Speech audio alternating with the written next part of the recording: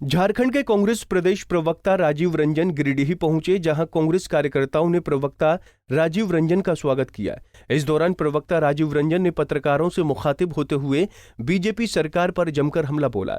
उन्होंने कहा कि झारखंड की वर्तमान सरकार को पूर्वतः सरकार की नीतियों के कारण थोड़ा संभालने में देरी हो रही है, परंतु झारखंड को सजाने और संवारने के लिए हेमंत सरकार नीतियों में बदलाव ला रही है। इस दौरान केंद्र सरकार को सड़क से सदन तक घेरने वाले कार्यक्रमों की जानकारी दी गई।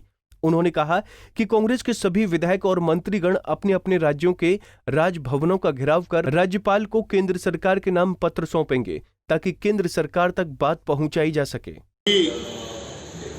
हमारे विधायक मंत्री 28 सितंबर मंडे को राजभवन मार्च किया जाएगा और इन विषयों के संदर्भ में ज्ञापन तैयार करके राज्यपाल महोदया के माध्यम से हम सरकार तक पहुंचाने का काम करेंगे।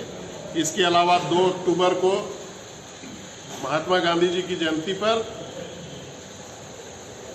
सभी जिला मुख्यालयों पर धरना प्रदर्शन किसान मजदूर बचाओ दिवस के रूप में हम लोग मनाएंगे। किसान मजदूर बचाओ दिवस 10 अक्टूबर किसान मजदूर बचाओ दिवस, क्योंकि इस 2 अक्टूबर का एक बड़ा सिग्निफिकेंस है। उन 2 महान विभूतियों का जन्मदिन है जो ग्राम स्वराज की बात करते थे और लाल बहादुर शास्त्री जी जय जवान जय किसान के नारे से उन्होंने देश को चलाने का काम किया। तो उस दिन हम किसान मजदूर बचाओ दिवस का आंदोलन करेंगे। इसके अलावा 10 अक्टूबर को सभी राज्य मुख्यालयों पर महत्वपूर्ण स्थान पर पीसीसी अथवा राज्य स्तरीय किसान सम्मेलन आयोजित करने का निर्णय लिया गया। हालांकि कोरोना काल है, कोरोना काल में जो ICMR की गाइडलाइंस है उसके तहत ही कोई राजनीतिक कार्यक्रम होगा, लेकिन हम विषय को लेकर के मुखरता के साथ इस बात को रखने का काम करेंगे। इसके अलावा एक स्पेशल सिग्नेचर कैंपेन भी पार्टी चलाएगी, जिसके तहत पूरे देश भर में 2 करोड़ लोगों का हस्ताक्षर युक्त हम ज्ञापन महामहिम राष्ट्रपति महोदय को सौंपने का काम करेंगे। इन्हें दर्द दिया, वो दवा बांटने के लिए मोराबादी मैदान तो पहुंच गए, लेकिन मैं पूछना चाहता हूं आपके माध्यम से, यदि राज्य में आज वो बात करते हैं कि इनकी आवश्यकता थी, तो उस वक्त ही झारखंड के नौजवानों को परमानेंट नियुक्ति क्यों नहीं दी गई थी? क्यों उनसे हस्ताक्षर करके शपथ पत्र लिया गया था कि आप अस्थायी नौकरी नहीं मांगेंगे, आप एक्सटेंशन नहीं मांगेंगे? झारखंड की मौजूदा सरकार तो इतनी संवेदनशील है कि तत्काल मुख्यमंत्री के प्रधान सचिव से उनकी वार्ता करवाई जाती है। हमारे मंत्री जो है मैदान में जाते हैं, उनको वार्ता के लिए बुलाते हैं, लेकिन वो जो अदृश्य शक्तियां थी जो नकारात्मक प्रचार में लगी हुई है मौजूदा सरकार के कामकाज से घबरा करके वो लोगों को भड़काने में लगे हुए थे।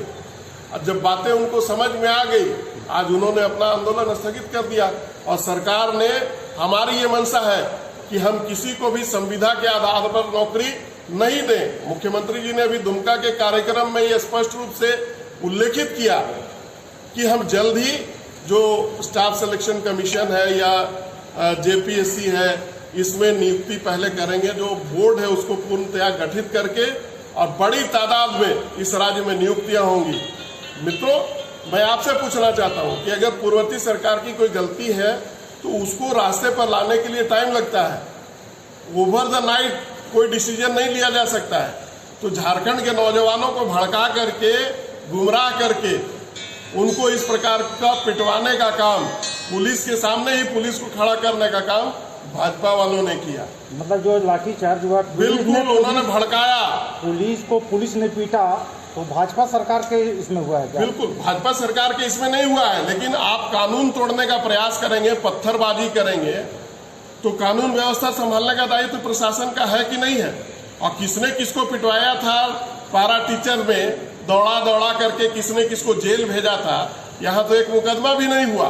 तो आपने बदला लिया? जैसे कोई बदला नहीं लिया, हमने उनको रास्ता दिखाया, वो लोग समझ गए हैं।